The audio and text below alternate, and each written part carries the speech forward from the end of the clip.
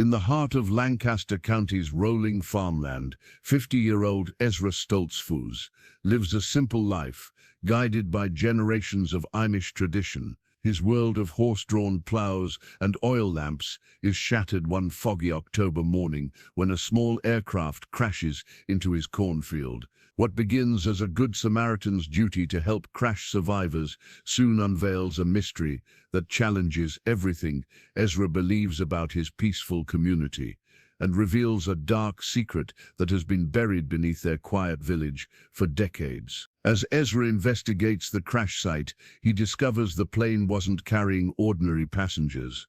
The lone survivor whispers cryptic warnings about the children in the basement before disappearing into the night. When village children begin vanishing one by one, and strange lights appear in the fields where the plane went down, Ezra must choose between the safety of silence and the terrible truth that could destroy his community forever. This is a story about faith tested by fear, community bonds strained by secrets, and one man's journey from simple farmer to unlikely hero, culminating in a heart-wrenching revelation that will change the Stoltzfus family and their village forever. The rooster's crow cut through the pre-dawn darkness like a blade through silk, just as it had every morning for the past 30 years.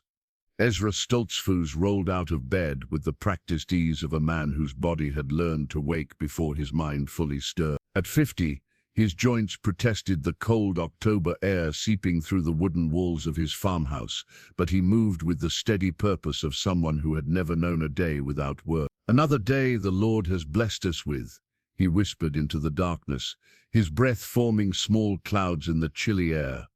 The floorboards beneath his bare feet knew his weight, creaking familiar greetings as he made his way to the window. Outside, his farm stretched into the misty dawn, 200 acres of God's good earth that had been in the Stoltzfus family for 4 generations. The corn stood tall in orderly rows, ready for harvest, their golden tassels barely visible through the thick fog that had settled over Lancaster County like a heavy blanket. In the distance, the dark silhouettes of his neighbors' barns dotted the landscape, each one a testament to the simple, unchanging life their community had preserved for centuries. Ezra pulled on his work pants and suspenders, the same ritual he'd performed since his 16th birthday, when his father had handed him the responsibility of the eastern fields.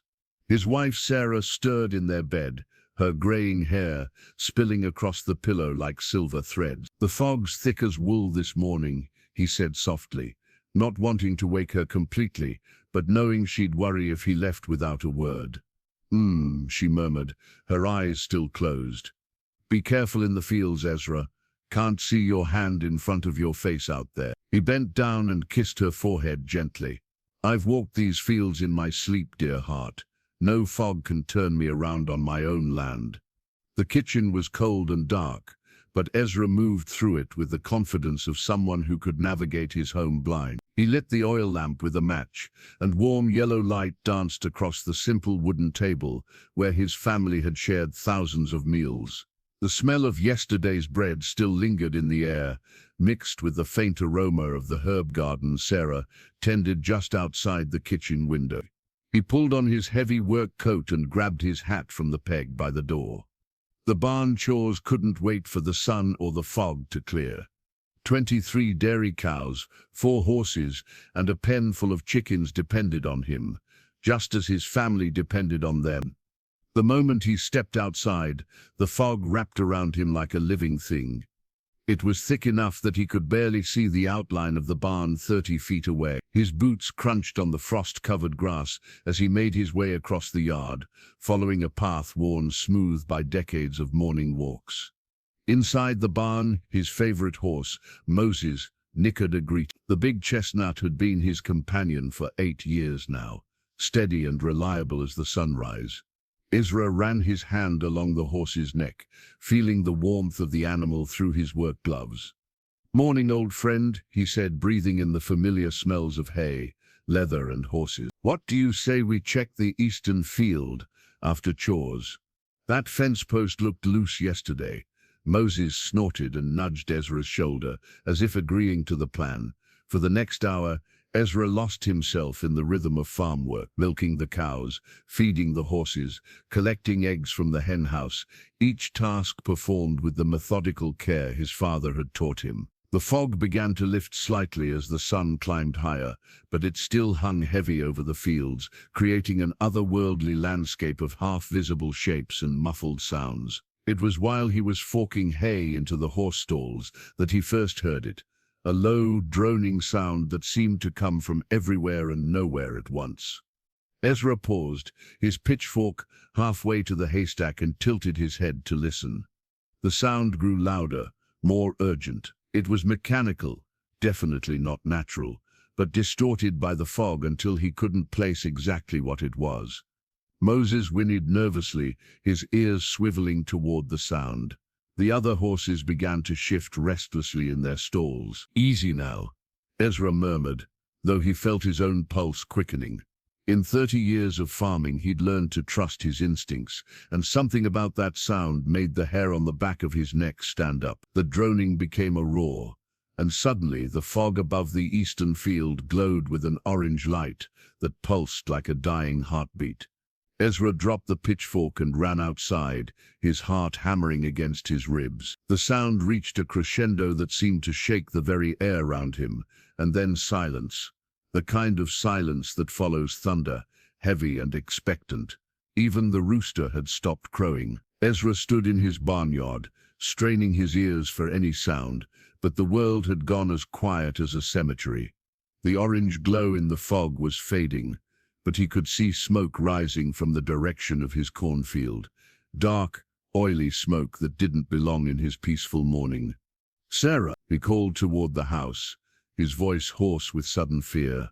"Sarah, get up. Something's happened." He ran toward the house, his boots slipping on the dew-wet grass. The kitchen door flew open before he reached it, and Sarah appeared in her nightgown and robe, her gray hair hastily pinned back. "Ezra, what was that noise?" "It sounded like—" "I don't know," he said, grabbing her shoulders gently. "Something crashed in the eastern field. I need to go see." "A crash?" Her face went pale.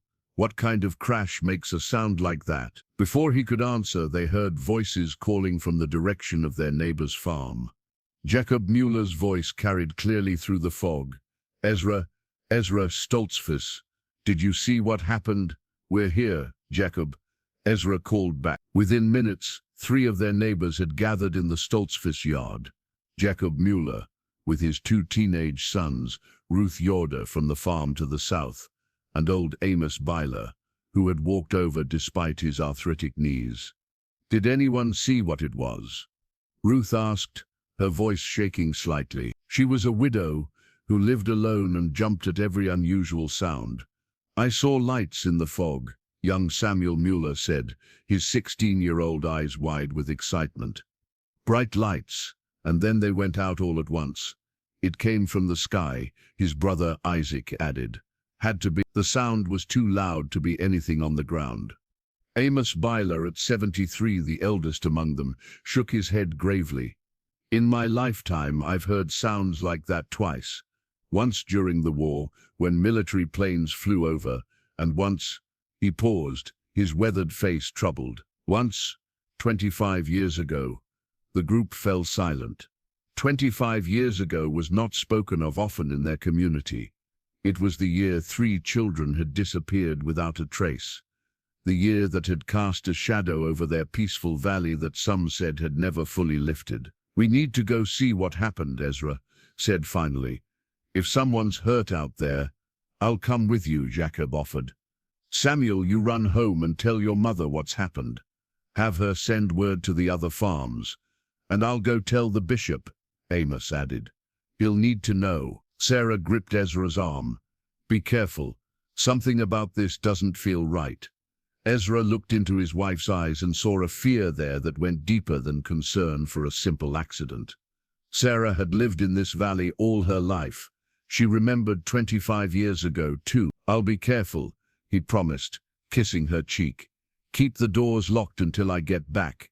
As the small group made their way across the dew-soaked grass toward the eastern field, the fog began to part like curtains being drawn back. The sun, now fully risen, sent golden shafts of light through the dissipating mist, revealing the familiar landscape of rolling farmland and distant hills. But as they crested the small rise that overlooked Ezra's cornfield, what they saw stopped them in their tracks. A gouge in the earth ran for nearly 100 yards through the heart of the cornfield, as if some giant hand had dragged a finger through the soil. Broken corn stalks lay scattered like fallen soldiers, and at the end of the furrow sat something that didn't belong in their simple world. It was small, much smaller than Ezra had expected from the sound it had made.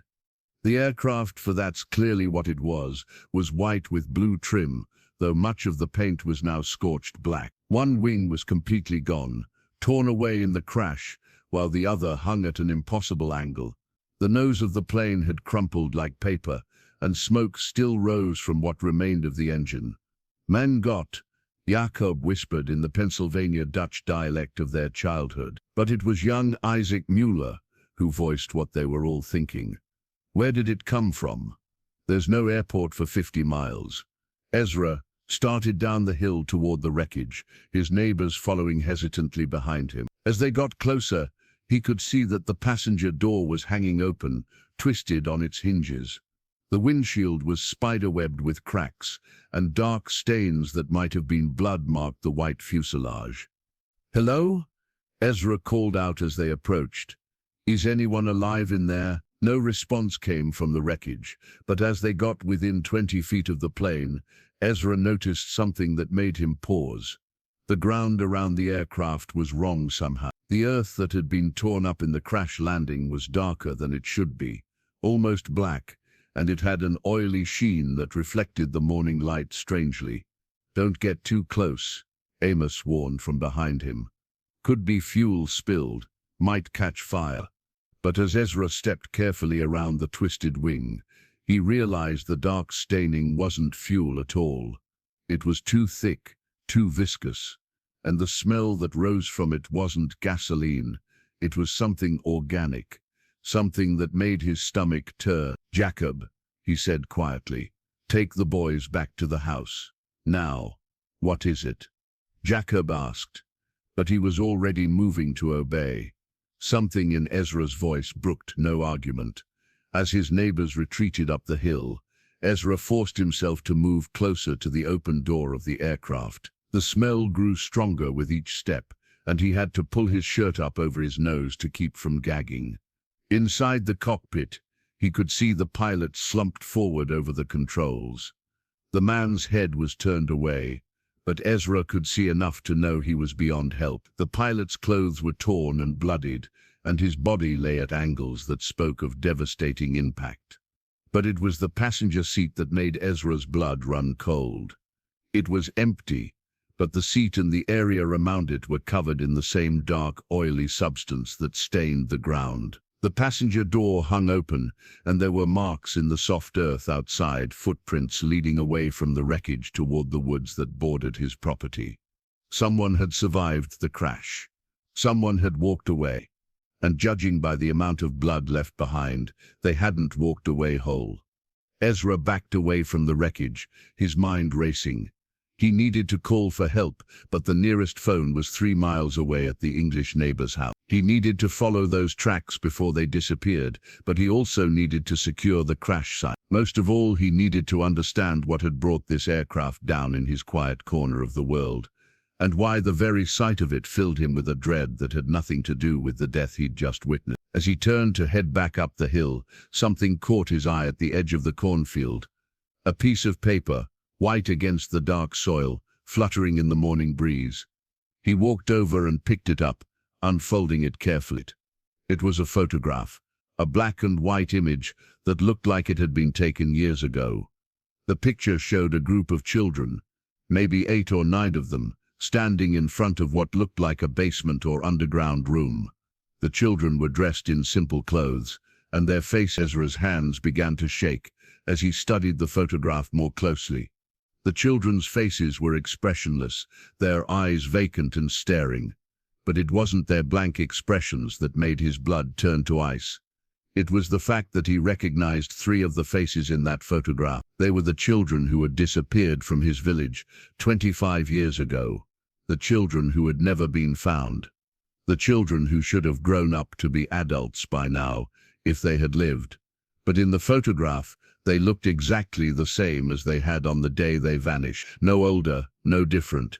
As if no time had passed at all. Ezra looked up from the photograph to see a figure standing at the edge of the woods, just visible through the remaining wisps of fog. It was a man, tall, thin, wearing clothes that were torn and bloodied. The crash survived. The man raised one hand as if in greeting, and Ezra could see that his face was pale as moonlight. Then the figure turned and disappeared into the trees, moving with a strange gliding gait that didn't look quite human. Ezra stood alone in his cornfield, holding a photograph that shouldn't exist, staring at the place where a man who shouldn't be walking had just vanished into the forest. And for the first time in his 50 years of life, Ezra Stoltzfus began to understand that his quiet Amish valley held secrets darker than he had ever imagined. Ezra's legs felt like water beneath him as he stumbled back toward the farmhouse, the photograph clutched in his trembling hand. The morning sun had burned away most of the fog, revealing his familiar fields in sharp detail, but nothing looked the same anymore. Every shadow seemed to hide secrets. Every sound carried the weight of unspoken fears. His neighbors had gathered near the barn, their faces pale and drawn as they waited for his return from the crash site. Sarah called out, rushing toward him the moment she saw his stricken expression. "What happened? You look like you've seen a ghost." Her words stopped abruptly when she noticed the way he was clutching something to his chest, his knuckles white with tension. Jacob Mueller and his sons turned toward them, their conversation dying mid-sentence as they took in Ezra's appearance. "The pilot is dead," Ezra said quietly, his voice barely above a whisper. "But there was a passenger. Someone survived." He looked around at the circle concerned faces, these people he had known all his life, and struggled to find words for what he had discovered. How could he explain the impossible photograph without sounding like a man who had lost his mind? How could he describe the figure in the woods without invoking the very fears that had haunted their community for 25 years? Old Amos Byler stepped forward, his weathered face creased with worry. "Where is this survivor now? Are they injured? We should send for the English doctor." But something in Ezra's eyes made the old man pause, and his voice trailed off uncertainly. In 7 decades of life, Amos had seen many things, and he recognized the look of a man who had encountered something beyond normal understanding. "They're gone," Ezra said, still clutching the photograph. "Walked into the woods. Left tracks, but..." He stopped, unable to finish the sentence. How could he explain that the tracks seemed wrong somehow, too deep for a normal man, too widely spaced, as if the person making them wasn't quite walking the way humans walked? Jacob Mueller frowned and exchanged glances with his teenage sons. "Gone. If they're hurt, they can't have gotten far. We should organize a search party, bring them back for medical attention." His practical nature rebelled against the idea of leaving an injured person wandering in the forest, but something in the way Ezra was avoiding eye contact made him hesitate. Sarah moved closer to her husband, her intuition picking up on the deeper current of fear running beneath his words. "Ezra, what aren't you telling us? What did you find out there?" She had been married to him for 28 years, had seen him handle every crisis their farming life could throw at them, but she had never seen him look so shaken. His hands were actually trembling, and there was a wildness in his eyes that frightened her. Ezra looked down at the photograph in his hands, then slowly held it out for the others to see. "I found this near the wreckage. It must have fallen out of the plane." The leccan white image fluttered slightly in the morning breeze, and as the others gathered around to look, their faces went through the same transformation Ezra's had experienced. Confusion gave way to recognition, and recognition gave way to a horror that struck them all speechless. "That's impossible," Ruth Yoder whispered, her voice breaking. She reached out with one shaking finger to touch the edge of the photograph, as if physical contact might somehow prove it wasn't real. Those children, Martha Lapp, little David Miller, and Rebecca. She couldn't finish the name, couldn't speak aloud the identity of the third child in the photograph. Rebecca had been her own niece, her sister's youngest daughter, taken on a sunny afternoon while playing in the yard. Young Samuel Mueller leaned in closer, his 16-year-old mind struggling to process what he was seeing. "But that's impossible. Those kids disappeared when I was just a baby. They should be older than me now. They should be adults, married, with children of their own." His voice rose with each word, panic creeping in as the implications hit him. "Why do they look exactly the same as in the missing person flyers we still have in the community center?" His brother Isaac, always the more practical of the two, shook his head firmly. "It's just an old photograph. Maybe someone kept it all these years, and it fell out of their belongings during the crash. There has to be a logical explanation." But even as he spoke the words, he couldn't quite convince himself. There was something about the children's expressions in the photograph, something vacant and haunting that made his skin crawl. Amos Byler took the photograph from Ezra's hands with the careful reverence of someone handling a holy relic. His old eyes, clouded with cataracts but still sharp with intelligence, studied every detail of the image. "I remember when this was taken," he said slowly, his voice heavy with years. "It was 2 days before they disappeared." Rebecca's mother had just gotten a new camera, one of those instant ones. She was taking pictures of all the children at the community gathering. He paused, his breathing labored. "But this picture, I remember this picture being burned." The silence that followed his words was deafening. Sarah felt her heart skip a beat, and she instinctively moved closer to Ezra. "Burned? Why would it be burned?" she asked, though part of her already knew she didn't want to hear the answer. "Because of where it was taken," Amos continued, his voice dropping to barely above a whisper. "This wasn't taken at the community gathering. Look at the background, behind the children. Those aren't our buildings, our farms. That's stone walls, underground walls. This picture was taken in the old basement beneath the Kaufman place." He looked up at the assembled group, his eyes bright with unshed tears. The basement that was sealed up after the children disappeared.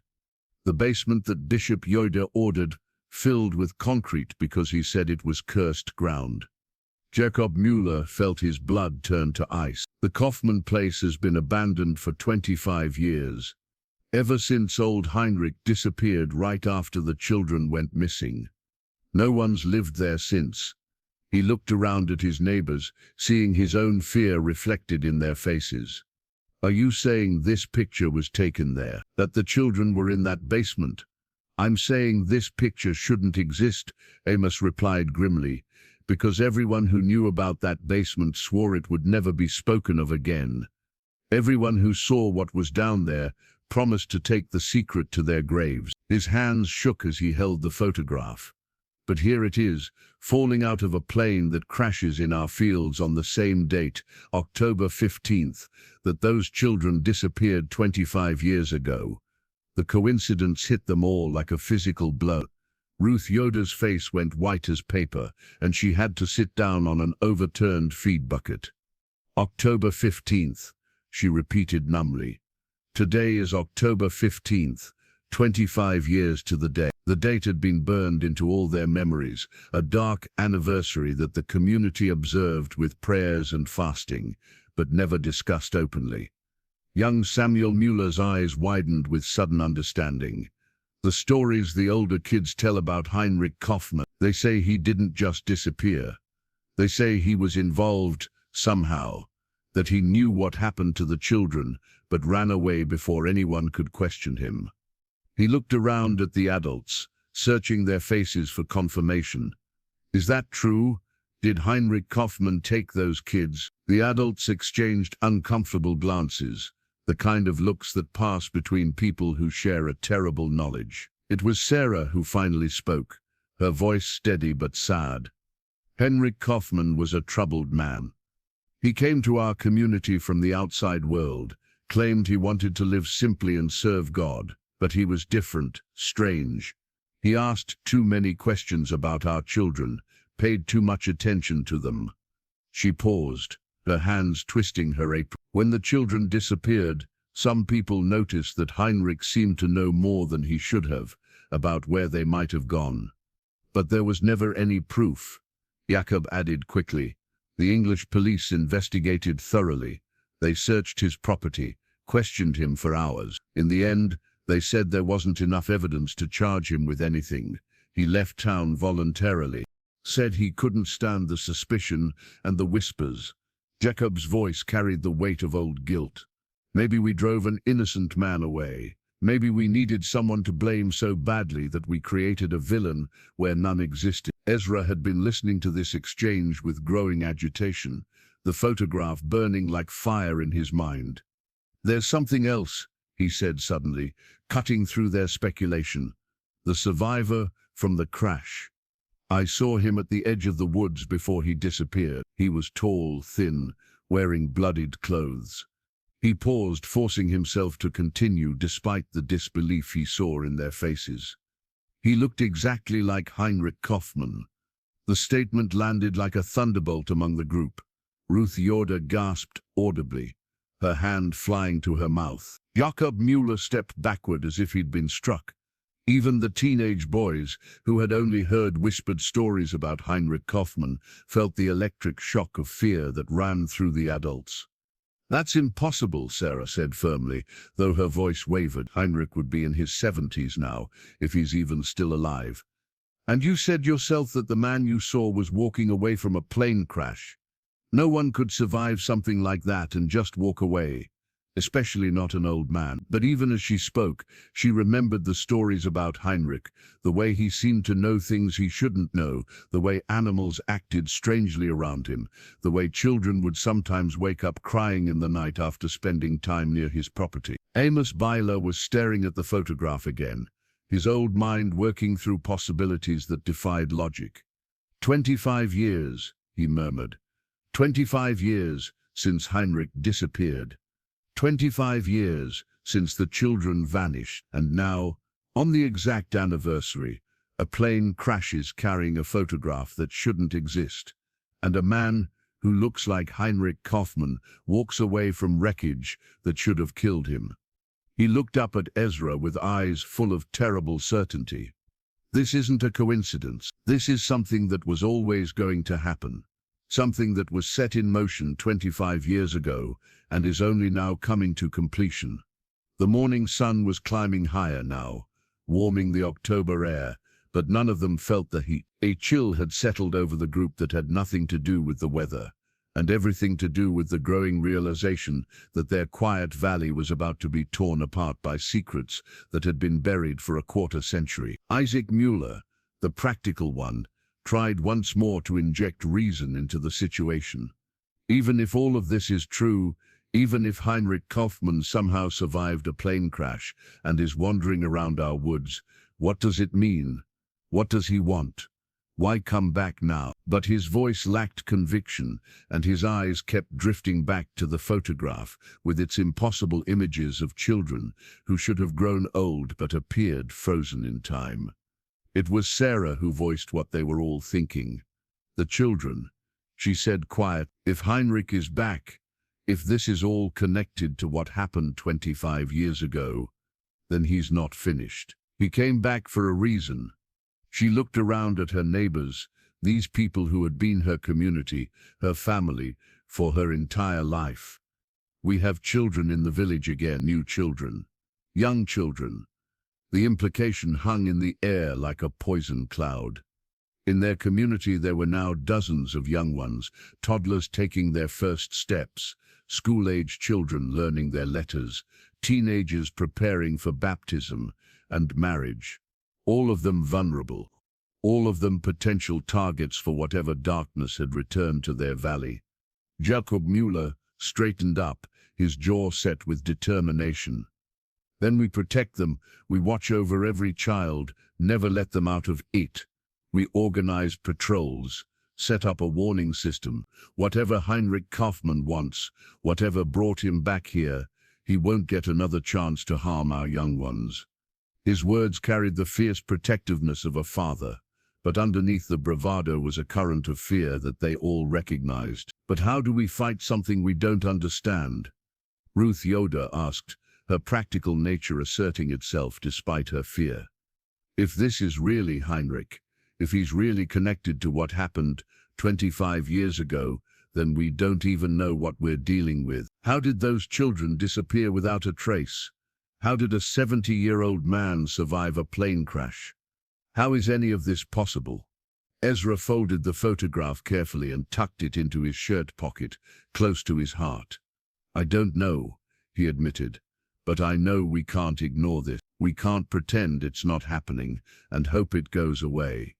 He looked toward the woods, where the mysterious figure had vanished, then back at his friends and neighbors. "Something evil came to our valley 25 years ago. We thought it had left with Heinrich Kaufmann, but maybe it never really left at all. Maybe it's been waiting, growing stronger, preparing for this moment." The sound of hoofbeats approaching made them all turn toward the road. Bishop Samuel Yoder was riding toward them on his black gelding, his face grave with concern. Behind him rode 3 other men from the community council, their expressions equally serious. Word had already begun to spread through the valley about the plane crash, and the leadership was coming to assess the situation. "This conversation doesn't leave this group," Amos said quickly, his voice urgent. "Not until we know more.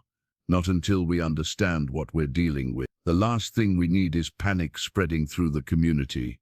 He looked meaningfully at Samuel and Isaac Mueller. "That means you boys keep quiet about what you've heard and seen this morning. One word to your friends, and we could have chaos on our hands." The teenagers nodded solemnly, understanding the weight of responsibility being placed on them. They might not fully comprehend the adult fears and memories surrounding Heinrich Kaufmann and the disappeared children, but they could see the terror in their elders' faces and knew that something truly dangerous was threatening their community. As Bishop Yoder dismounted and walked toward them, Ezra felt the photograph burning against his chest like a brand. In a few moments he would have to explain about the plane crash, the dead pilot, the missing passenger. But how much of the truth could he tell? How much would anyone believe? And most importantly, how could he protect his community from a threat that defied understanding while maintaining the faith and unity that held them together? The bishop's first words confirmed Ezra's worst fears about the day ahead. "Ezra Stoltzfus," Bishop Yoder said solemnly, "I've received troubling reports about what happened in your field this morning. But that's not the only reason I'm here." His weathered face was creased with worry. 3 children didn't come home for breakfast this morning. The Beachy twins and young Mary Zook. Their parents found their beds empty and their bedroom windows open. He paused, letting the implications sink in. On any other day, we might think they were playing hooky from chores, hiding in the hayloft until the work was done. But today, with this plane crash, with the date, he didn't need to finish the sentence. October 15th, the anniversary, and now 3 more children were missing. The nightmare that had begun 25 years ago was starting again. The silence that followed Bishop Yoder's announcement stretched like a taut wire about to snap. 3 children missing: the Beachy twins, 7-year-old Emma and Eli, and 9-year-old Mary Zook, the brightest student in their small schoolhouse. Ezra felt the photograph in his pocket grow heavier, as if the weight of history itself was pressing against his chest. Sarah's hand found his arm, her fingers gripping him with desperate strength as the terrible possibility settled over them all like a shroud. "When were they discovered missing?" Jacob Mueller asked, his voice tight with the kind of control that comes from forcing down panic. His own sons stood behind him, suddenly looking much younger than their teenage years as the reality of the situation hit home. In a community where everyone knew everyone else's children, where youngsters played freely from farm to farm without fear, the idea that 3 could simply vanish was almost incomprehensible. Bishop Yoder removed his black hat and ran his fingers through his graying hair, a gesture that spoke of exhaustion beyond his years. Martha Beachy found their beds empty when she went to wake them for morning chores at 5:30. The window in their shared bedroom was wide open, screens removed from the inside. No signs of struggle, no cries for help in the night. He paused, his lined face etched with worry. At first she thought they might be playing in the barn. You know how children are. But when David Beachy searched the property and found nothing, they sent word to the other farms. Ruth Yoder's face had gone pale as winter frost. "And Mary Zook?" she whispered, though part of her already knew the answer would be just as troubling. Mary was her great-niece, the daughter of her late brother's son, a bright girl with laughing eyes who had never shown any inclination toward mischief or wandering. "Same circumstances," the bishop replied grimly. Rachel Zook discovered Mary's room empty at dawn, window open, no trace of how she left or where she went. The strange thing is, none of the parents heard anything unusual during the night. No sounds of windows opening, no footsteps, no voices calling out. It's as if the children simply... He struggled for words that could make sense of the impossible. Vanished. Amos Byler finished for him, the single word carrying the weight of 25 years of unanswered questions. Just like before, just like Martha Lapp, David Miller, and Rebecca Yoder. He looked around at the assembled group, his old eyes bright with tears he refused to shed. The same method, the same silence, the same complete disappearance without explanation. Young Samuel Mueller stepped forward, his youthful face set with determination that reminded everyone of his father at that age. "We have to search for them, organize every man in the community, search every barn, every field, every inch of forest until we find them." His voice cracked slightly with emotion, but his resolve was clear. These were children he had watched grow up, had helped teach in Sunday school, had shared meals with at community gatherings. "English authorities have already been notified," Bishop Yoder said. "Sheriff Morrison is driving out from Lancaster with a team of deputies. They'll bring search dogs, organize professional search parties." He paused, glancing meaningfully at Ezra.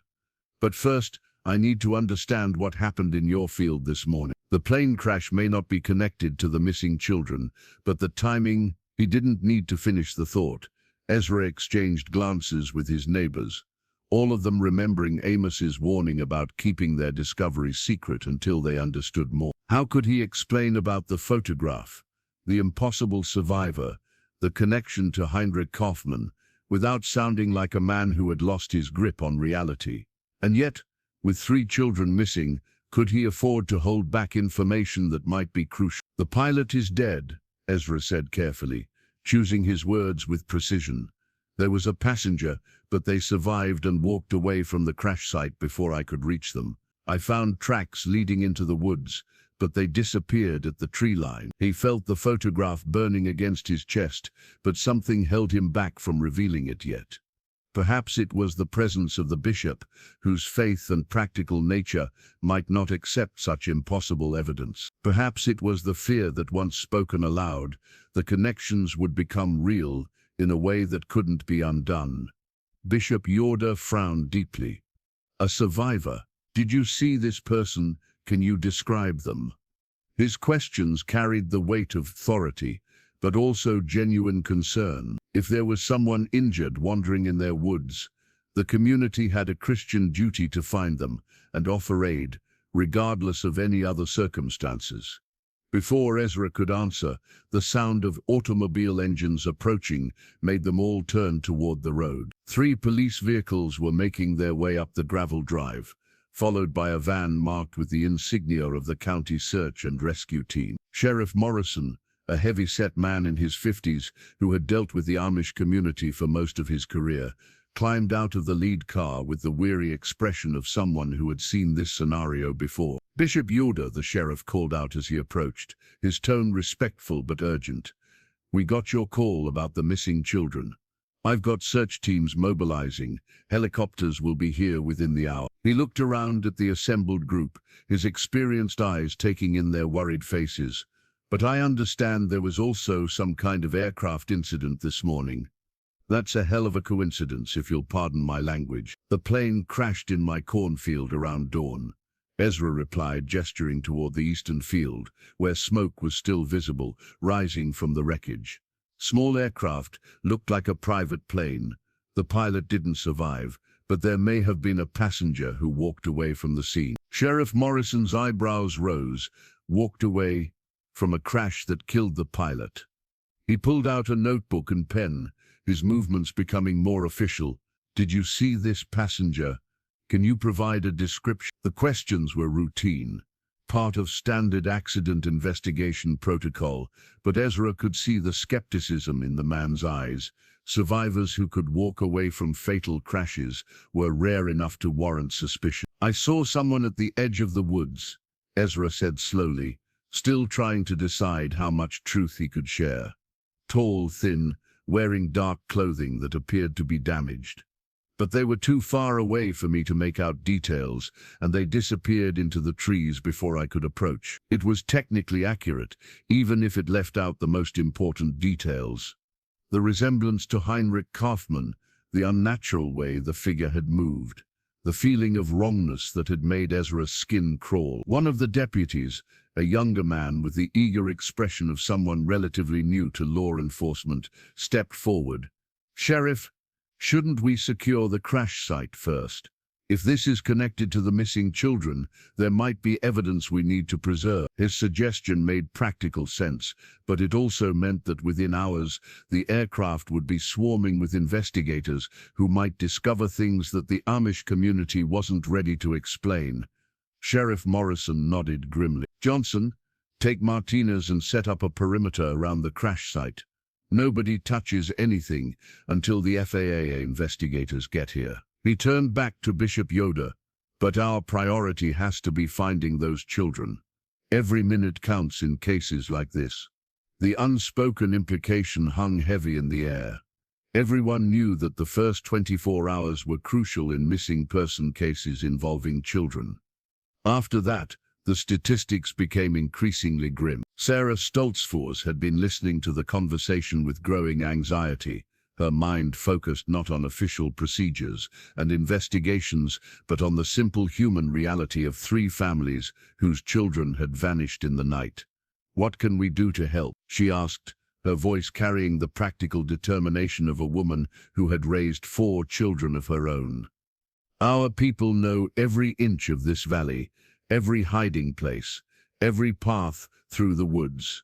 We should be organizing our own search parties." "That's exactly what I was hoping you'd say," Sheriff Morrison replied with obvious relief. "Professional search teams are good, but local knowledge is invaluable. If you can coordinate with your community members, have them search the areas they know best while we handle the wider perimeter, we'll cover more ground faster." He paused, his expression becoming more serious. "But I need everyone to understand that if this is what I think it might be, we're not just looking for lost children. We might be looking for crime scenes." The words hit the Amish community like physical blows. Crime scene, the implication that their children hadn't simply wandered off, hadn't gotten lost while exploring, but had been taken by someone with deliberate intent. Jacob Mueller's hands clenched into fists, and even gentle Ruth Yoder's face hardened with an anger that seemed foreign to her peaceful nature. Bishop Yoder straightened his shoulders, taking on the mantle of leadership that his position demanded. "We'll organize search parties immediately. Every able-bodied man and woman in the community will participate." He looked around at his people, these families who had entrusted him with their spiritual guidance, now looking to him for protection of their most precious possessions. "Jacob, can you take word to the northern farms? Ruth, please notify the families to the south. We'll meet at the community center in 1 hour to coordinate our efforts." As the group began to disperse, each person heading off to spread the word and organize the search, Ezra found himself walking alongside Amos Byler toward the crash site. The old man moved slowly, his arthritic joints protesting the uneven ground, but his eyes were sharp with purpose. "You didn't tell them about the photograph," Amos observed quietly, his voice pitched low enough that the departing police officers couldn't hear. Why? Ezra was quiet for a long moment, listening to the sound of car engines starting and voices calling out instructions. Because once I show them that picture, once I tell them what I really saw at the edge of the woods, everything changes, he replied finally. Right now they still have hope. They think this is a normal kidnapping, something that can be solved with search dogs and investigation techniques. He pulled the photograph from his pocket and looked at it again, still unable to accept what his eyes were showing him. But if I'm right about what this means, if Heinrich Kaufmann really has returned, and this is all connected to what happened 25 years ago, then we're not dealing with something normal at all. Emma stopped walking and turned to face Ezra directly. And you think keeping this secret will protect those children? You think pretending this is ordinary will somehow make it ordinary? His voice carried the weight of experience of a man who had lived through the first disappearances and understood the cost of denial. I made that mistake 25 years ago. We all did. We told ourselves there had to be a rational explanation, that Heinrich was just a troubled man who had gotten in over his head. We convinced ourselves that our faith and our community bonds were strong enough to protect us from real evil. And what happened? Ezra asked, though he already knew the answer. 3 children vanished forever. Amos replied simply. 3 families destroyed. 3 graves in our cemetery with empty coffins because we never found the bodies. His old hands shook slightly. As he spoke, we sealed that basement, filled it with concrete, and told ourselves we had buried the problem along with whatever was down there. But you can't bury evil, Ezra. You can only postpone it. They had reached the edge of the crash site, where Deputy Johnson was stringing yellow tape around the perimeter. The wreckage looked even more ominous in the full light of day, the twisted metal and scorched earth, creating a scar across Ezra's peaceful cornfield. But it was the dark staining around the aircraft that drew Amos's attention, the oily residue that reflected the morning sun with an unnatural sheen. That's not normal crash residue, the old man observed, kneeling carefully beside one of the larger stains. I've seen plane wrecks before, back during the war. This is something else entirely. He looked up at Ezra with eyes full of ancient fear. This is the same substance we found in Heinrich's basement all those years ago. The same dark staining that covered the walls where those children... He couldn't finish the sentence. Ezra felt his world tilt on its axis. The basement, the missing children, the dark stains, Heinrich Kaufmann, the impossible photograph, the anniversary, all of it connected by threads of horror that reached back 25 years and forward into a present that was rapidly becoming a nightmare. We have to tell them, he said finally, his voice barely above a whisper. Sheriff Morrison, Bishop Yoder, all of them, they have a right to know what they're really dealing with. He looked toward the woods where the mysterious figure had disappeared, then back at the crash site with its unnatural stains. Those children don't have time for us to figure out a way to make this sound reasonable. If Heinrich Kaufmann really has returned, if he's starting again where he left off 25 years ago, then Emma and Eli Beachy and Mary Zook are running out of time. Amos nodded slowly, the decision weighing heavily on both of them.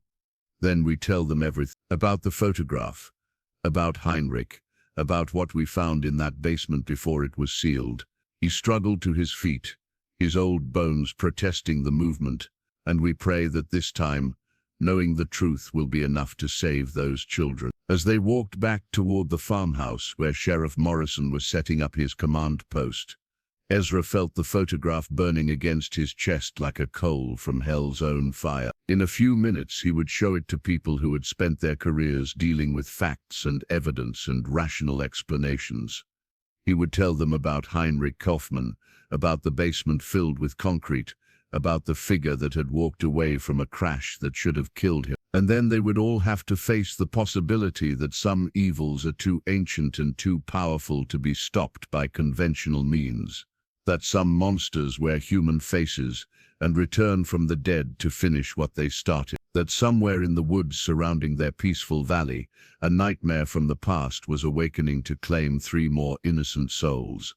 The morning sun climbed higher, but for Ezra Stoltzfus, the day seemed to be growing darker with each passing moment. The temporary command post that Sheriff Morrison had established in the Stoltzfus kitchen buzzed with controlled urgency. Maps of the surrounding area covered the wooden table where Sarah usually kneaded her bread, marked with red circles indicating search zones and potential areas of interest. Radio chatter filled the air as search teams reported their progress, or lack thereof, from various sectors of the valley. Deputies moved in and out, carrying reports and coordination messages, their heavy boots echoing strangely in the simple Amish home that had never seen such official activity. Ezra stood in the doorway between the kitchen and the main room, the photograph clutched in his sweating palm, watching Sheriff Morrison coordinate the search efforts with the methodical precision of a man who had handled dozens of missing person cases. But something in the sheriff's tense shoulders, the way his jaw was set with grim determination, told Ezra that this case already felt different to the experienced lawman. The timing, the circumstances, the eerie parallels to an unsolved case from 25 years ago, all of it was setting off alarm bells that went beyond routine police work. Any word from the helicopter teams? Morrison was asking one of his deputies, a young woman with short blonde hair and worried eyes. The aerial search had been underway for 2 hours now, covering vast stretches of forest and farmland that would have taken ground teams days to traverse. Negative, Sheriff, the deputy replied, consulting her notes.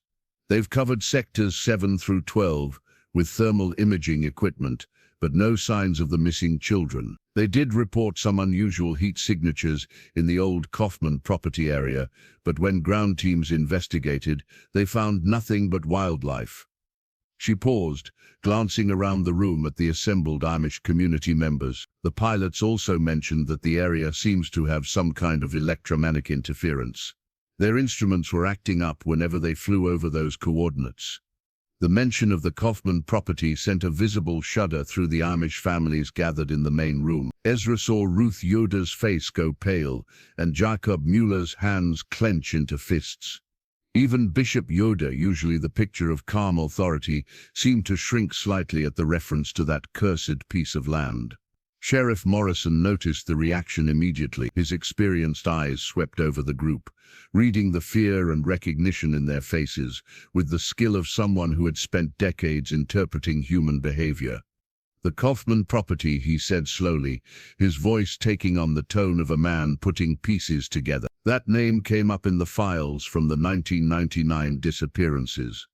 Heinrich Kaufman was a person of interest, but no charges were ever filed. He looked directly at Bishop Yoder. I'm sensing there's more to that story than what made it into the official report. This was the moment Ezra had been dreading and anticipating in equal measure. The moment when the carefully maintained boundary between their insular community and the outside world of law enforcement would have to be breached. The moment when secrets buried for 25 years would have to be unearthed, no matter how painful or impossible they might seem. Sheriff Morrison, Ezra said, stepping forward from the doorway. Before you continue the search, there's something you need to see, something that might change how you approach this case. His voice carried a weight that made everyone in the room turn toward him. Sarah looked at her husband with surprise and concern, knowing by his tone that whatever he was about to reveal would alter everything. I found this at the crash site, Ezra continued, pulling the photograph from his pocket with hands that trembled slightly. It was lying in the wreckage, must have fallen out during the impact. He held the black and white image out toward the sheriff, who took it with the careful handling of someone accustomed to dealing with potential evidence. Morrison's expression changed dramatically as he studied the photograph. His eyebrows drew together in concentration, then rose in surprise, then settled into a frown of deep confusion. These children, he said slowly, they look familiar, very familiar. He looked up at the assembled community members, his cop's instincts telling him that the adults in the room knew something crucial about what he was seeing. Those are Martha Lapp, David Miller, and Rebecca Yoder, Bishop Yoder said quietly, his voice heavy with old pain. The three children who disappeared on October 15, 1999 years ago today. The words fell into the room like stones into still water, creating ripples of tension that spread to every corner. Sheriff Morrison stared at the photograph again, then at the bishop, then back at the image. That's impossible.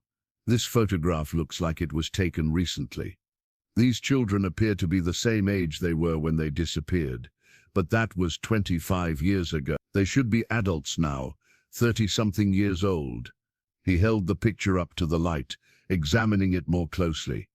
Unless this is some kind of reproduction of an old photograph, but the paper stock, the chemical processing, this looks like it was developed recently. Amos Byler stepped forward, his age-spotted hands shaking as he pointed to the background visible behind the children in the image. "Sheriff, look at where this picture was taken. Those aren't normal walls behind the children. Those are stone walls, underground walls. This photograph was taken in the basement beneath the old Kaufman property." His voice dropped to barely above a whisper, the basement that was sealed up and filled with concrete after the children disappeared. The room fell silent except for the crackling of radio communications and the distant sound of search helicopters. Sheriff Morrison looked around at the faces surrounding him, seeing fear and knowledge and terrible certainty in their eyes. These were practical people, farmers and craftsmen, who dealt with the concrete realities of daily life. They weren't given to flights of fancy or supernatural speculation.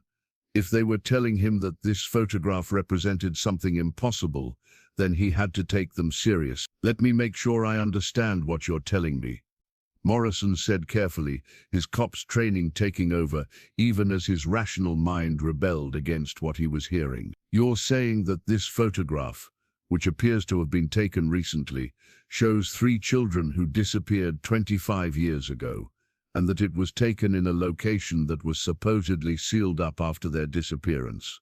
He looked around the room. "And now, on the 25th anniversary of those disappearances, 3 more children have vanished, and this photograph falls out of a plane that crashes on your property." "There's more," Ezra said, knowing that once he started down this path, there would be no turning back. "The survivor from the plane crash. I saw him at the edge of the woods before he disappeared. He was tall, thin, wearing bloodied clothes." He paused, forcing himself to continue despite the disbelief he saw creeping into the sheriff's eyes. He looked exactly like Heinrich Kaufmann. Morrison set the photograph down on the kitchen table and rubbed his temples with both hands, the gesture of a man trying to process information that defied logic. Heinrich Kaufmann would be in his 70s now, if he's still alive. The idea that he could survive a plane crash that killed the pilot, then walk away into the woods. He trailed off, but Ezra could see that the sheriff's investigative instincts were warring with his rational mind. "Sheriff," Jacob Mueller interjected, "there's something else you need to understand about Heinrich Kaufmann, something that wasn't in the official reports because none of us knew how to explain it to outsiders." He looked around at his neighbors, seeking support for what he was about to reveal. Heinrich wasn't just suspected of taking those children. He was involved in things that didn't make sense. Unnatural things. Ruth Yoder nodded, her face set with the determination of someone who had decided to speak truth, regardless of consequence. Animals would act strangely around him. Dogs would whine and hide when he came near. Horses would refuse to approach his property. Even the wild birds would avoid flying over his land. Her voice grew stronger as she continued. "And the children, after they disappeared, some of the other children in the community started having nightmares. They would wake up screaming about being underground, about being unable to move or speak, about someone calling their names from dark places." Sheriff Morrison had pulled out his notebook and was writing furiously, his years of police work having taught him that even the strangest witness accounts could contain kernels of useful truth. "Did anyone ever investigate these claims? Did you report these incidents to the authorities at the time?" Bishop Yoder shifted uncomfortably. "We reported what we thought would be believed. The disappearances, Heinrich's suspicious behavior, his sudden departure from the community. But the other things, the unexplainable things, he spread his hands helplessly. How do you tell English authorities that you think someone is practicing dark arts? How do you explain phenomena that you don't understand yourself? What kind of phenomena?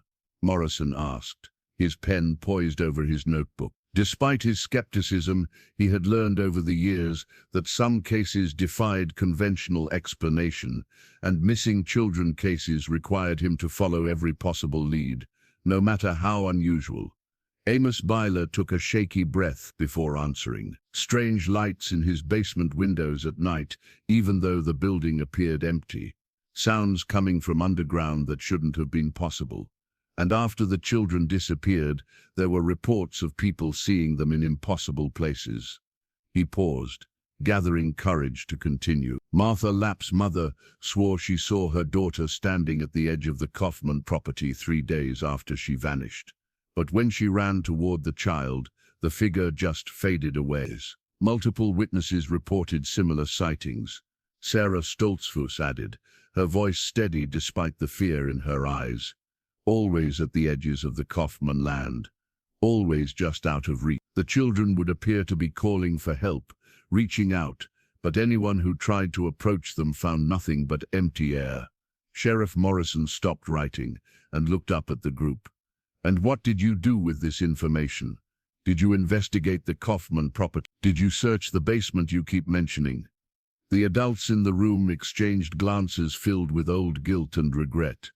It was Bishop Yoder who finally answered. We did search the property both officially and unofficially. The police found nothing conclusive during their investigation. But a group of us went back after Heinrich disappeared. His voice became strained. What we found in that basement, it wasn't something we could explain to authorities. It wasn't something we could bear to leave as it was. What did you find? Morrison asked, leaning forward with intense interest. Stains on the walls and floor. Amos replied, his voice barely audible. Dark stains that seemed to move and shift when you weren't looking directly at them. Strange symbols carved into the stone walls, and in the center of the room, a kind of altar or platform with channels cut into its surface. He shuddered at the memory. The smell in that place, like death and decay and something worse, something that made your soul feel sick, just breathing it in. And you sealed this basement? We filled it with concrete, Jacob Mueller confirmed. All of us together, working day and night, until every inch of that underground space was buried beneath tons of cement. We thought we were burying whatever evil had taken root there. He looked toward the window, in the direction of the old Kaufman property. But maybe you can't really bury evil. Maybe it just waits for the right time to surface again. Sheriff Morrison closed his notebook and stood up, his mind working through the implications of what he had heard. As a law enforcement officer, he dealt in facts and evidence and logical explanations. But as a man who had spent 30 years investigating human behavior at its worst, he had learned that some cases existed in the gray areas beyond normal understanding. I need to see that property, he said finally. I need to see this sealed basement, and I need to understand what we might be dealing with. He looked around the room at the worried faces. If there's even a chance that this Heinrich Kaufman has returned, if these disappearances are connected to what happened 25 years ago, then we need to explore every possibility, no matter how unusual it might seem. The radio on his belt crackled to life, and the voice of one of his deputies came through with barely controlled urgency. Sheriff Morrison, you need to get out to the old Kaufman place immediately. We've found something you need to see, Morrison.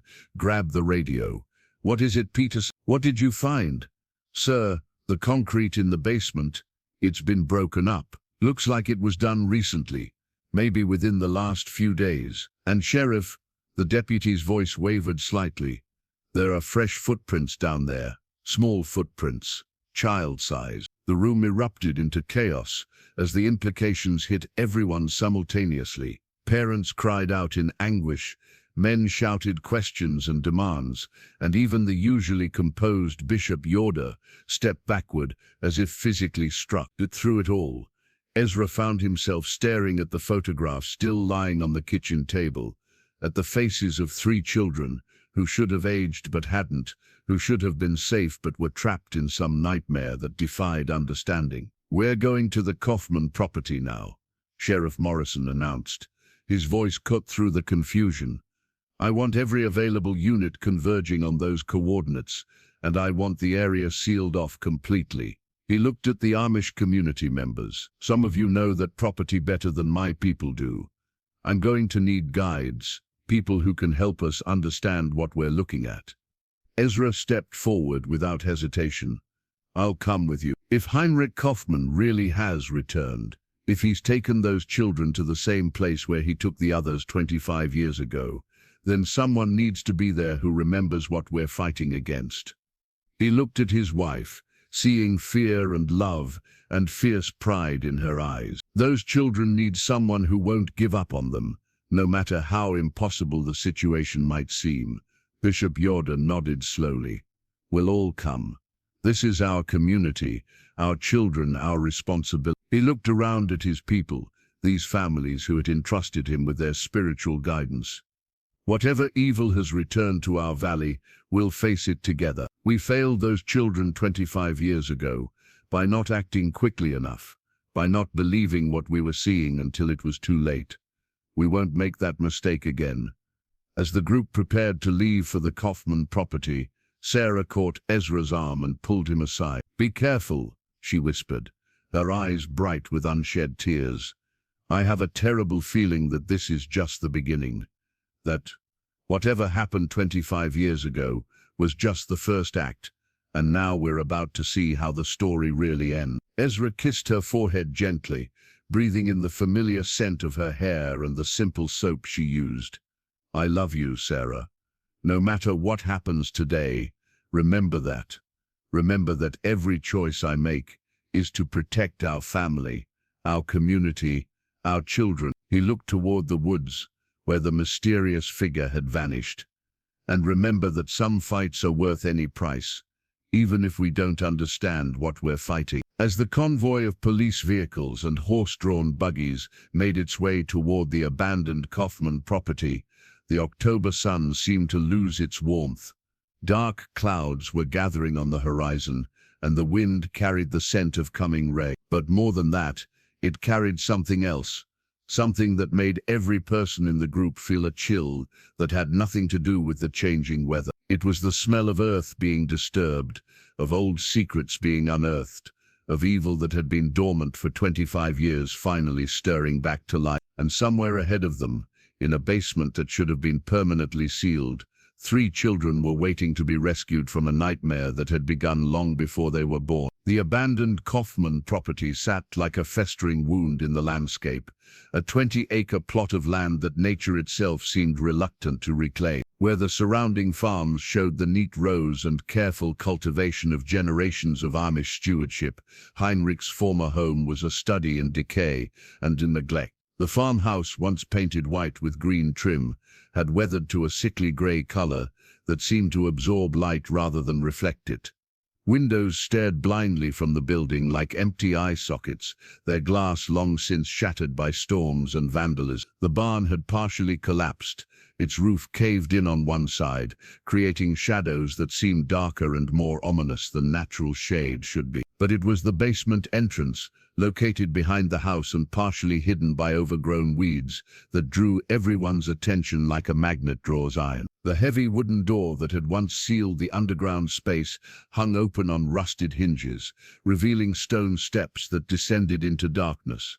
Fresh tool marks scarred the concrete threshold where someone had recently broken through the cement barrier that had been poured 25 years ago. Chunks of broken concrete lay scattered around the entrance like the remnants of a shattered tomb, and the dark stains that Amos Byler remembered so clearly were visible even from a distance, seeping up through cracks in the remaining cement like blood. through bandages. Sheriff Morrison stood at the edge of the excavation, his flashlight beam probing the depths of the stairway that led underground. 3 of his deputies flanked him, their own lights adding to the illumination, but the darkness below seemed to swallow their beams before they could reveal what lay at the bottom of the steps. The smell that rose from the opening was exactly as Amos had described it, a mixture of decay and death, and something far worse that made even the hardened police officers step back and cover their noses. "Jesus Christ," Deputy Peterson muttered, his voice muffled by the handkerchief he had pressed to his face. "What the hell is that smell?" He was a 10-year veteran of the county sheriff's department, had worked accident scenes and crime scenes that would turn most people's stomachs. But this was something different.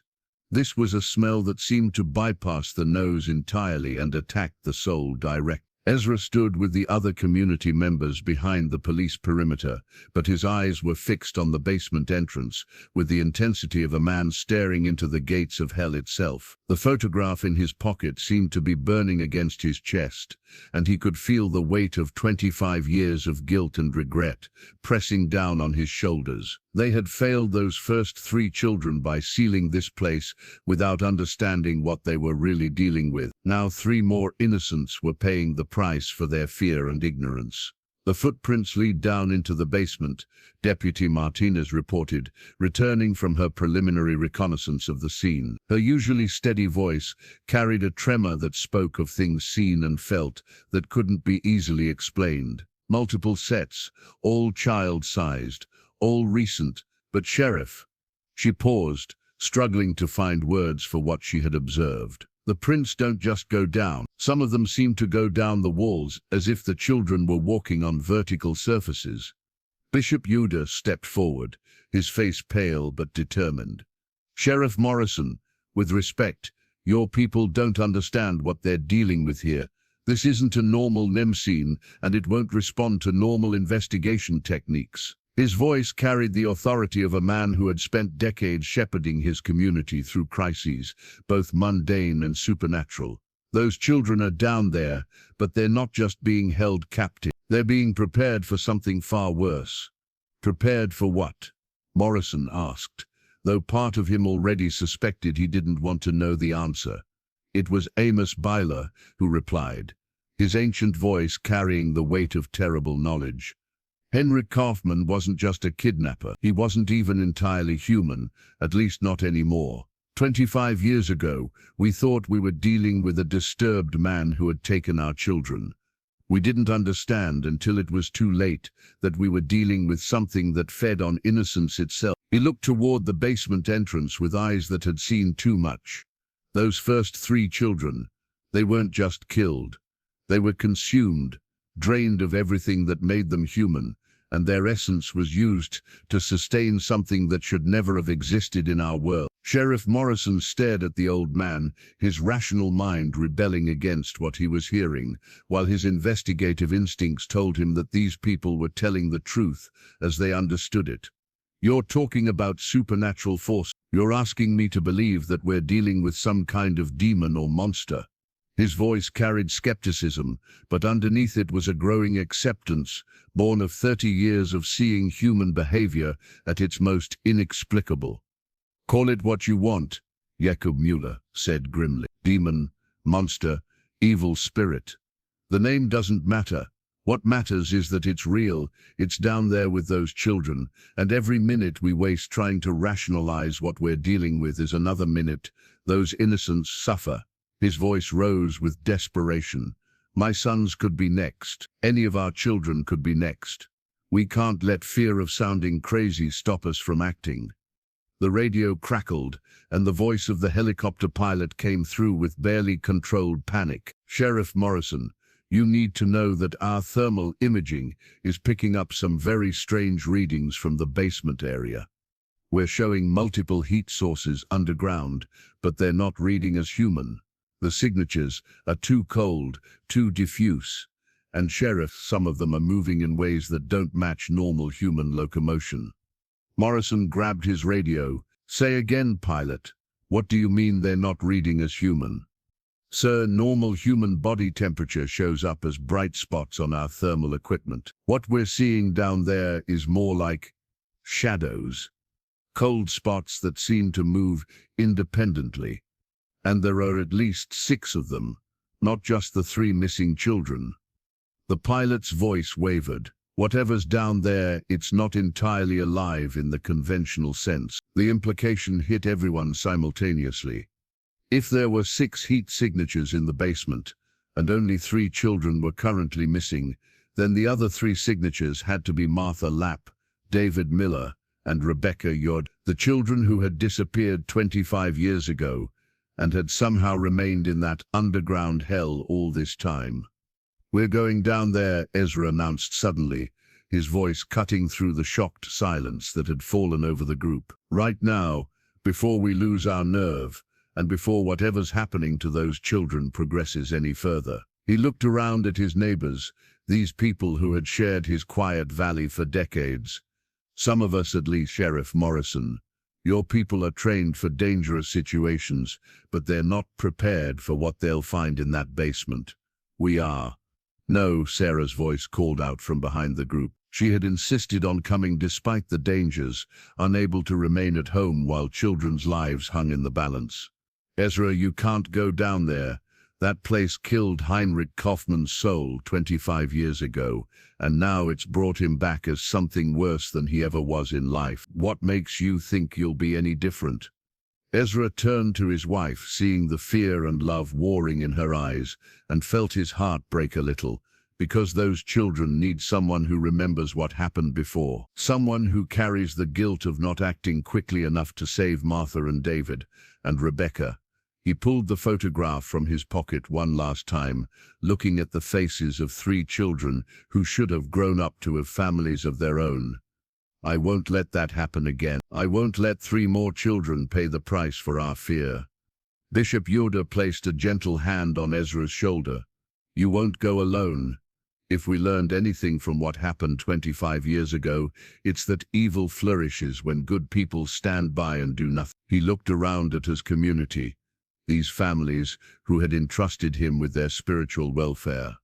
"Yeshab, Amos, Ruth, we'll all go. Together with prayer and faith and determination, we'll face whatever darkness waits below." Sheriff Morrison shook his head firmly. "I can't allow civilians to enter what might be an active crime scene. If this Heinrich Kaufmann is really down there, if he's really responsible for these disappearances, then he's dangerous.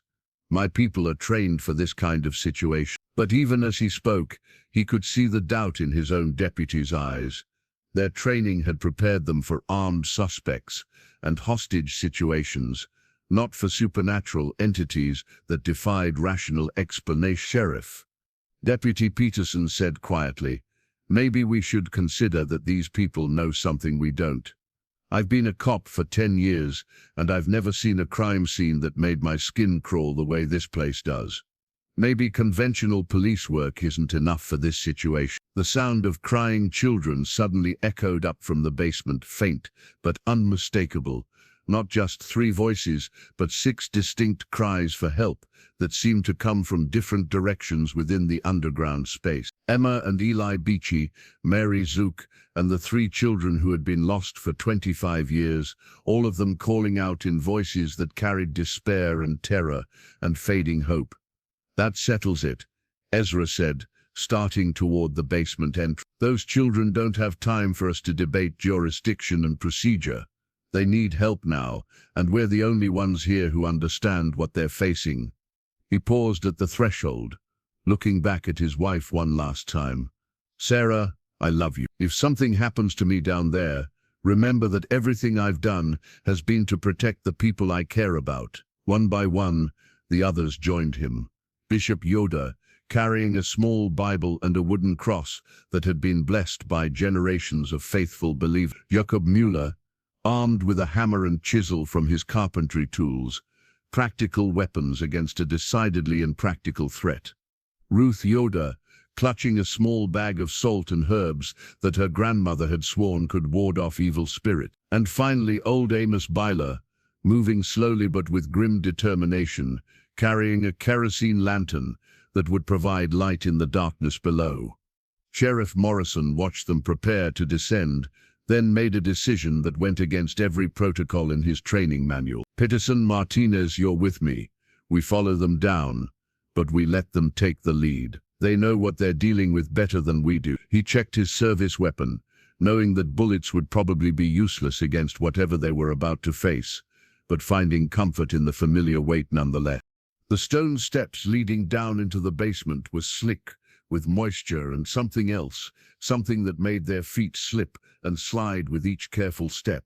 The walls on either side were rough-cut stone, stained with the same dark substances that had horrified them 25 years ago. But now the stains seemed to pulse and move in the flickering light of their flashlights and lanterns. Strange symbols were carved into the stone, symbols that hurt to look at directly and seemed to shift and change when viewed from the corner of the eye.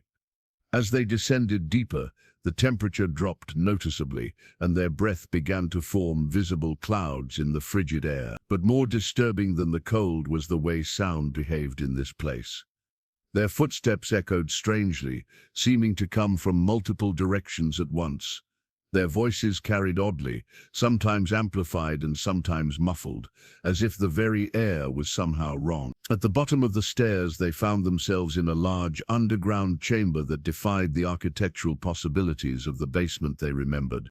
The room stretched much further than the foundation of the house above should have allowed, disappearing into shadows that their lights couldn't penetrate. The ceiling arched high, them, supported by pillars of carved stone that depicted scenes of suffering and torment that made even the adults turn away in revulsion. And there, in the center of the chamber, was the altar that Amos had described. But it was no longer empty. Henrik Kaufman stood behind the stone platform, but he was not the man any of them remembered. His hair, which had been gray when he left the community, was now completely white and seemed to move with a life of its own. His skin was pale as parchment and appeared to be stretched too tightly over bones that looked wrong somehow, too long and angular to be entirely human. His eyes, once a normal blue, now glowed with a sickly yellow light that hurt to look at directly. But it was what surrounded the altar that made them all cry out in horror and despair. 6 children stood in a circle around the stone platform, their eyes vacant and staring, their small bodies unnaturally still. Emma and Eli Beachy, 7-year-old twins who should have been safe in their beds. Mary Zook, 9 years old, the brightest student in their school. And next to them, unchanged by 25 years of captivity, Martha Lapp, David Miller, and Rebecca Yoder, still wearing the clothes they had disappeared in, still looking exactly as they had in the photograph. "You're too late," Heinrich's voice echoed through the chamber, but it was wrong somehow, as if multiple voices were speaking in unison. "The ritual is nearly complete. 25 years of preparation, 25 years of waiting, and now the cycle can finally be finished." His yellow eyes fixed on Ezra with malevolent intelligence. "I remember you, farmer. You and your friends tried to stop me before, tried to bury what you didn't understand. But you can't bury destiny. You can't stop what was always meant to." Bishop Yoder stepped forward, holding his cross before him like a shield. "In the name of God the Father, and of the Son, and of the Holy Spirit, I command you to release these children and return to whatever hell spawned you." His voice rang out with all the authority of a man who had spent his life in service to the divine. But Heinrich only laughed, a sound like breaking glass and dying screams. "Your God has no power here," the creature that had once been Heinrich Kaufman replied. "This place exists between worlds, in the spaces where your precious prayers cannot reach. Here, older powers hold sway, powers that were ancient when your savior was still a dream in a young girl's heart." He gestured toward the children, and they began to move slowly toward the altar, their movements mechanical and unnatural. "Stop!" Ezra shouted, rushing forward without thought for his own safety. "Let them go. Take me instead. I'm the one who failed them 25 years ago. I'm the one who sealed this place without understanding what I was really doing." But as he reached the edge of the altar, Invisible barriers seemed to surround it, sending him stumbling backward with electricity crackling across his skin. Sheriff Morrison raised his service weapon, knowing it was probably useless but unable to stand by and watch. "Henrik Kaufman, you are under arrest for kidnapping and child endangerment. Release the children immediately." But his bullets passed through the creature without effect, disappearing into the shadows beyond as if they had never been fired. It was then that something unexpected happened. Martha Lapp, the little girl who had been trapped in this nightmare for 25 years, slowly turned her head toward the rescuers. For just a moment, life flickered in her vacant eyes, and she spoke in a whisper that somehow carried clearly through the chamber. "The salt," she said, her voice barely human after decades of captivity. "Grandmother's salt. It burns him." Her eyes fixed on Ruth Yoder, who was clutching the small bag of blessed salt and herbs. "The circle. Break the circle." Ruth understood immediately. The 6 children formed a perfect circle around the altar, their positions marking the points of some arcane geometry that Heinrich needed to complete his ritual. If the circle could be broken, if even one child could be pulled free from their predetermined position, the entire ceremony would fail. Without hesitation, Ruth charged toward the altar, pulling handfuls of salt from her bag and throwing them at the invisible barriers that surrounded the stone platform. Where the salt touched, the air itself seemed to burn, crackling with white-hot energy that made Heinrich shriek in rage and pain. "Now," she shouted, "while he's weakened, grab the children." The next few minutes were chaos. Ezra lunged forward and managed to grab Emma Beachy's hand, pulling the 7-year-old away from the altar even as Heinrich's form began to blur and shift with fury. Jakob Mueller seized Eli Beachy and Mary Zook, his carpenter's strength, allowing him to lift both children and carry them toward the stairs. Bishop Yoder, still chanting prayers in Pennsylvania Dutch, managed to reach David Miller and pull the boy away from his predetermined position. But it was Amos Byler, 73 years old, and moving with the slow determination of a man who had nothing left to lose, who performed the most crucial action. Ignoring the supernatural forces swirling around the chamber, ignoring the way the very air seemed to burn his lungs, he reached Martha Lapp and Rebecca Yoder, the 2 children who had suffered longest in this underground hell. "Come home, little ones," he whispered, gathering them in his arms with infinite gentleness. "Come home to the light." The moment the circle was broken, the entire chamber began to shake and tremble. Heinrich's form dissolved into shadows and screaming wind, his voice echoing from every direction at once. "You cannot stop what has already begun. The sacrifice will be completed, if not today, then tomorrow. If not these children, then others. The darkness will have what it is owed. Get out," Sheriff Morrison shouted, grabbing Ruth Yoder and pushing her toward the stairs. "Everyone out now. This whole place is coming down." They ran up the stone steps as the basement collapsed behind them, carrying 6 children who had been lost to darkness, but were finally returning to the light. Some of the children were crying, some were unconscious, but all of them were breathing. All of them were alive. All of them were finally free. As they emerged into the October afternoon, the abandoned Kaufman house gave a final shudder and collapsed completely, taking the cursed basement with it. A great cloud of dust and debris rose into the air, and when it settled, there was nothing left but a pile of rubble and broken stones that would never again hide supernatural horrors.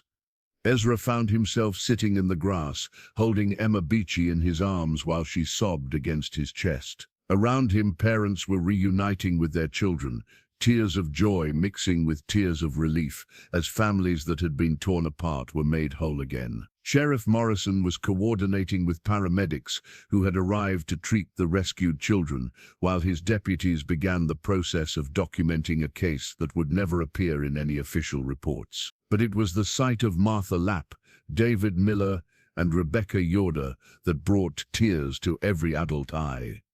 After 25 years of captivity, after being given up for dead, after existing in a nightmare that defied understanding, they were finally home. They looked exactly as they had on the day they disappeared, unchanged by their terrible ordeal, and they clung to their rescuers with the desperate strength of children who had never given up hope of being found.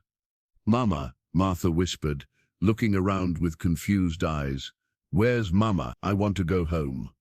Ruth Yoder knelt beside the little girl, her heart breaking and healing simultaneously. "Your Mama's in heaven now, sweet child. But we're your family too. We're all your family, and we're going to take care of you." She looked around at the other community members, seeing the same determination in their faces.